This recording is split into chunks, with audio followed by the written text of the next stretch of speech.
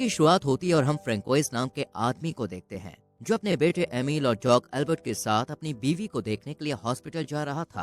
रास्ते में ट्रैफिक लग जाता है और फ्रैंकोइस एमिल के बीच बहस शुरू हो जाती है। बहसबाजी ज्यादा होने पर एमिल कार से बाहर निकलता है और उसकी नजर एक एम्बुलेंस पर पड़ती है जिसमें से अजीबोगरीब आवाजें आ रही थी। इतने में फ्रैंकोइस भी यहाँ पहुँच जाता है और दोनों वहीं छुप जाते हैं। तभी एक क्रिएचर जिसके ईगल की तरह पंख थे वो एम्बुलेंस से बाहर निकलकर स्टाफ को मारता है और यहाँ से भाग जाता है। थोड़ी देर में फ्रैंकोइस और एलिन भी हॉस्पिटल पहुँच जाते हैं जहाँ हमें एक छोटा बच्चा नजर आता है जिसके मुंह से अजीब टेंटिकल्स बाहर आ रहे थे। दरअसल पूरी दुनिया में एक वायरस फैल चुका है जिसकी चपेट में आने वाला शख्स क्रिएचर्स में बदल रहा है। फ्रैंकोइस की बीवी भी इसी वायरस का शिकार है जो कुछ समय पहले तक घर पर ही थी, लेकिन अब क्योंकि सरकार इन क्रीचर्स पर रिसर्च कर रही है ताकि इन्हें वापस नॉर्मल किया जा सके, इसलिए फ्रैंकोइस की पत्नी को हॉस्पिटल में शिफ्ट किया गया है। फ्रैंकोइस और एमिल डॉक्टर से मिलते हैं जहां उन्हें बताया जाता है कि लाना की हालत में अब सुधार है और अब उसे शहर के ही दूसरे हॉस्पिटल में शिफ्ट किया जा रहा है। इसके बाद फ्रैंकोइस और एमिल दोनों लाना से मिलने जाते हैं जहाँ हम देखते हैं कि उसके चेहरे पर बाल उग रहे हैं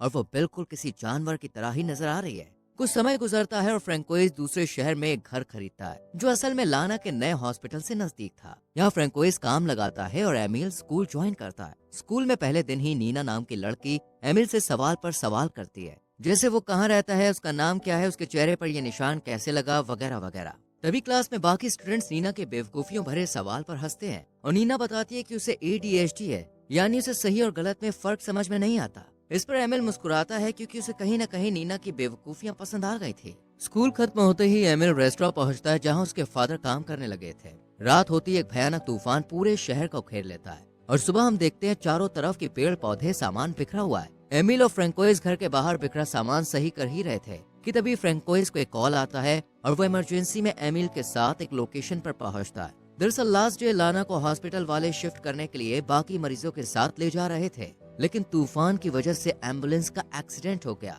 और वो तालाब में गिर गई। यहाँ पहुँचते ही जूलिया ऑफिसर फ्रैंकोइस को बताती है कि लाना और 40 दूसरे पेशेंट तूफान का फायदा उठाकर कल रात को यहाँ से भाग निकले। फिलहाल पुलिस उनकी तलाश कर रही है। फ्रैंकोइस ये सोचकर परेशान हो जाता है कि लाना अब मिसिंग है, इसलिए रात को वो अपने और एमिल के कपड़े घर के बाहर टांग देता है ताकि लाना अगर यहाँ पे आए तो इन कपड़ों की स्मेल से अपने घर परिवार को पहचान ले। एमिल भी फ्रैंकोइस की मदद कर ही रहा था कि तभी उसे एक अजीब सा क्रिएचर नजर आता है जिसे देखकर एमिल घबरा जाता है, पर फिर वो क्रिएचर कहीं गायब हो जाता है। अगले दिन स्कूल में एमिल को पता चलता है कि बीती रात के तूफान को डिजास्टर घोषित कर दिया गया है। उस तूफान का फायदा उठाकर कुछ एनिमल ह्यूमन भी भाग निकले हैं। अब एनिमल ह्यूमन का नाम सुनते ही एमिल के हाथ से बॉक्स गिर जाता है, जिस पर नीना पूछती है क्या हुआ, पर एमिल कोई जवाब नहीं देता। इतने में वहाँ टग ऑफ बी वॉर गेम शुरू हो जाता है और एमिल एक ही वॉर में सामने वाली पूरी टीम को आउट कर देता है, यानी उसके पास अब काफी पावर्स आ चुकी थी। लेकिन ये बात एमिल को काफी परेशान करती है, इसलिए वो फौरन से घर आ जाता है, अपने कपड़े उतारता है और काफी परेशान हो जाता है क्योंकि उसकी रीढ़ की हड्डी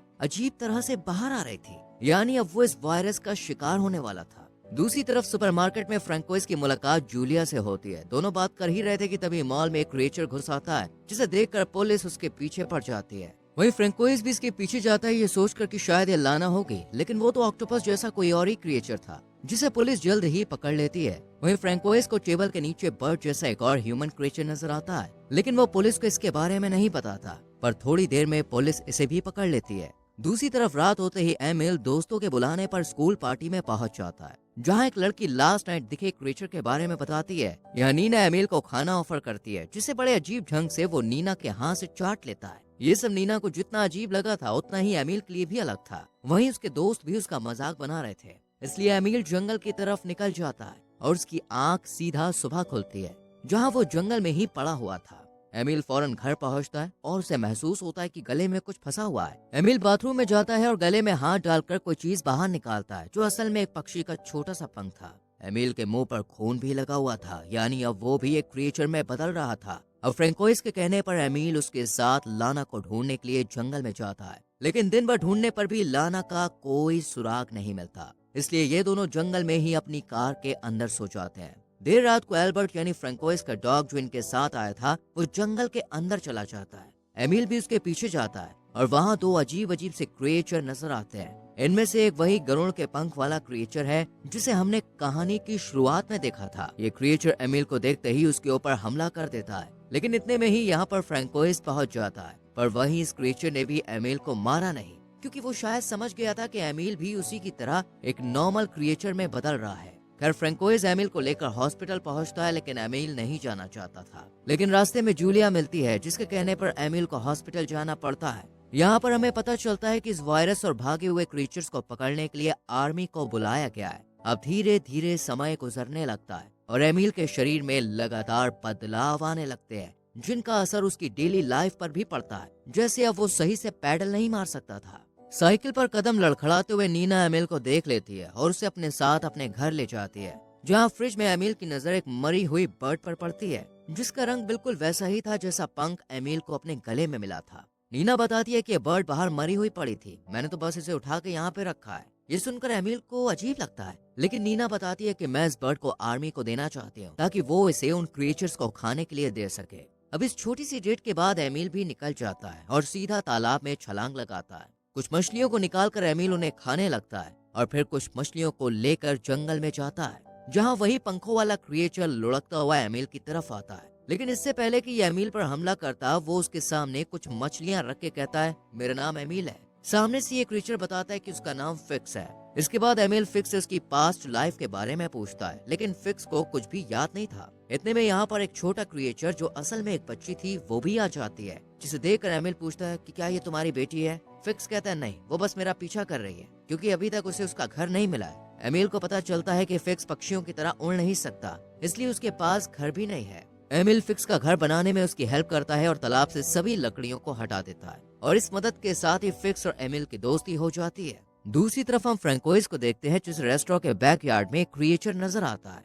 फ्रैंकोइस इसे लाना समझकर यहाँ चला आता है, पर ये क्रिएचर तो कोई और ही था, जो सीधा फ्रैंकोइस पर हमला बोल देता है। तभी यहाँ रेस्टोरेंट की ओनर पहुंच जाती है और इस क्रिएचर को शांत कर बताती है कि वो उसकी बहन है, जिसे पुलिस से बचाने के लिए यहाँ बांध के रखा है। ये सुनते ही फ्रैंकोइस को भी लाना की याद आ जाती है और वो फौरन जंगल में जाता है, जहाँ उसे कोई क्रिएचर तो नजर आया, लेकिन वो लाना नहीं थी। पर फिर भी फ्रैंकोइस जूलिया से झूठ कहता है कि उसने जंगल में लाना को देखा, ताकि पुलिस लाना को ढूंढने में उसकी हेल्प कर सके। अगले दिन स्कूल में एमिल के दोस्त इन्हीं क्रिएचर्स के बारे में बात करते हैं कि अब धरती ही नहीं, बाकी हिस्सों में भी ये क्रिएचर्स मिल रहे हैं और दुनिया 2 हिस्सों में बढ़ती जा रही है। इसके बाद वो फिक्स के पास पहुंचता है, जहाँ फिक्स उड़ने की प्रैक्टिस कर रहा होता है, लेकिन कामयाब नहीं होता। शाम को फ्रैंकोइस जंगल में जाता है, जहाँ उसे एमिल की साइकिल नजर आती है। उसे कुछ भी समझ में नहीं आता, लेकिन वो साइकिल लेकर घर आ जाता है, जहाँ बाथरूम की सिंक सील हो रही थी। फ्रैंकोइस जब सिंक खोलता है तो उसमें उसे एमिल के टूटे हुए नाखून नजर आते हैं। वो समझ जाता है कि एमिल के साथ कुछ तो गड़बड़ है। रात होते ही एमिल भी अपने घर पहुंचता है, लेकिन यहाँ दरवाजे पर पहुंचते ही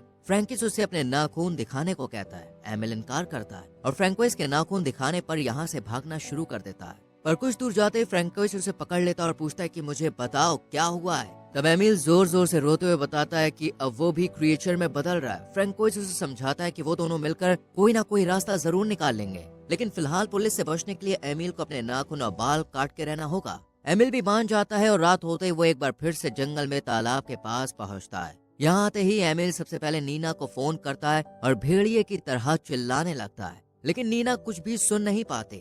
पर हाँ, नीना भी दूसरी तरफ भेड़िए की तरह चिल्ला रही थी और ये आवाज एमिल तक पहुंच जाती है, यानी नीना के साथ भी कुछ तो गड़बड़ है। अगले दिन एमिल फिक्स से मिलने पहुंचता है, लेकिन आज फिक्स कुछ भी नहीं बोल पा रहा था। वो अब उड़ने भी लगा था, यानी अब फिक्स पूरी तरह से क्रिएचर में बदल चुका था। इसी रात फ्रैंकोइस की नजर एमिल के नाखूनों पर पड़ती है और वो कहता है कि नाखूनों को काट दो, लेकिन एमिल नाखून काटने के लिए तैयार नहीं होता और जब फ्रैंकोइस जबरदस्ती करता है तो फ्रैंकोइस के हाथ पर काट लेता है, पर कुछ देर बाद रुक जाता है, मानो उसे गिल्ट फील हुआ हो। इसके बाद एमिल नीना के पास पहुंचता है, जो इसे अपने फार्म हाउस पर लेकर जाती है। यहाँ दोनों बातें करते हुए इंटीमेट होते हैं। इसके बाद एमिल वापस आता है कि तभी उसका दोस्त विक्टर उससे मिलने के लिए आता है। विक्टर को असल में पता चल चुका था कि एमिल भी एक क्रिएचर में बदल रहा है, इसलिए वो हाई फ्रिक्वेंसी वाली आवाज एक छोटे से डिवाइस से रिलीज करता है, जिसे सुनकर एमिल को तकलीफ होती है और वो विक्टर पर हमला कर देता है। विक्टर की आवाज सुनकर आसपास के आर्मी ऑफिसर, पुलिस इसी दिशा में बढ़ती है, पर तभी यहाँ पर फिक्स आता है और एक ऑफिसर को मार देता है।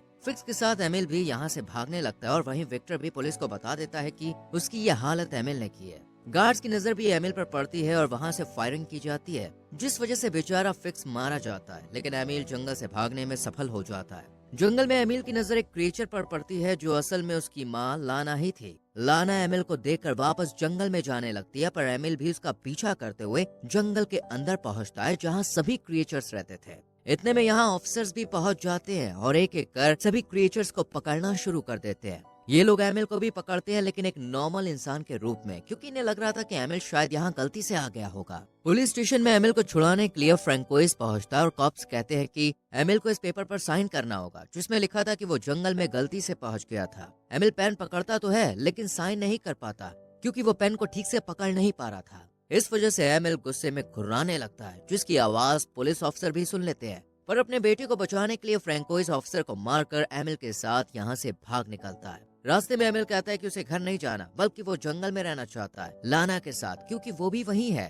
फ्रैंकोइस भी समझ जाता है कि उसे एमिल को जाने देना चाहिए क्योंकि ये उसकी दुनिया नहीं है। इसलिए वो गाड़ी जंगल की तरफ मोड़ता है और कहानी के एंड में हम एमिल को भेड़िए की तरह घुर्राते हुए जंगल में देखते हैं, जो अब काफी खुश था।